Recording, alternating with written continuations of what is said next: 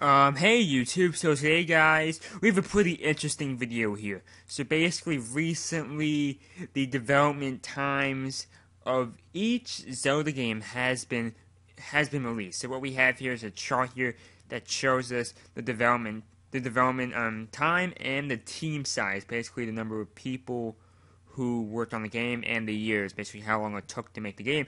And what we have here is pre-production.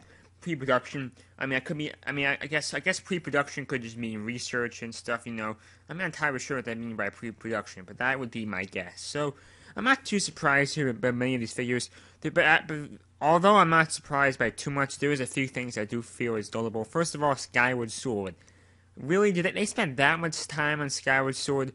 In my opinion, Skyward Sword was a subpar Zelda game, and it was severely linear in my opinion as well. So I have no idea why it took them so long. I guess because the game was.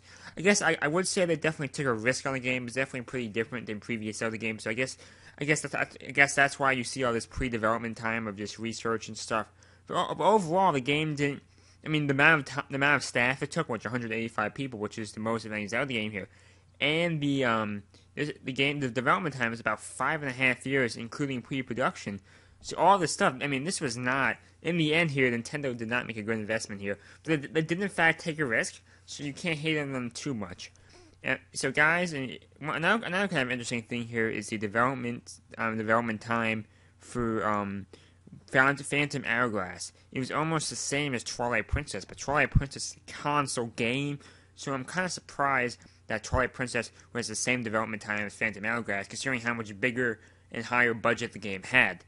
So yeah, I mean, I'm definitely not surprised by Ocarina of Time. It's definitely going to be up there. I mean, they were experimenting with new 3D technology. Not too surprised. Not too surprised on Majora's Mask either. It was basically using the same engine as Ocarina of Time. The developer only had I forgot the name of the guy who had to make this game, but basically Miyamoto challenged him. He had to make the game in about 1 year. So I give this guy a lot of credit. The director of this game, I give him mad credit for what he did here.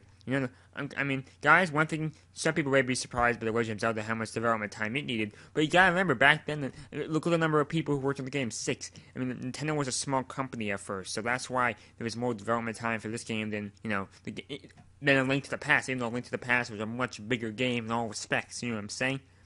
I mean, isn't that pretty crazy that the original Legend of Zelda had the same development time as Majora's Mask? That's pretty crazy here.